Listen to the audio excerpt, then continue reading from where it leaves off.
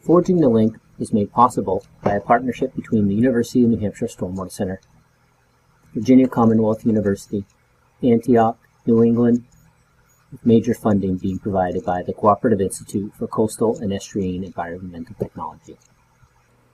The guiding principle of this project is to illustrate the advantages of low-impact development in the economic terms of how municipal land use decisions are commonly made. The FTL curriculum demonstrates the ecological benefits of LID with respect to protection of water quality, aquatic habitat, and watershed health, the economic benefits of using both traditional and innovative infrastructure to manage stormwater, and the capability of LID to be used as a climate change adaptation planning tool to minimize the stress to urban stormwater infrastructure.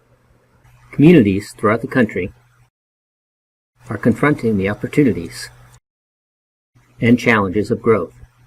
In these tough economic times, many communities are doing all they can to attract new growth. At the same time, many want to maintain the unique character of their community, but these communities are also confronted with new challenges, such as climate change, that will put strain on local resources which were not anticipated.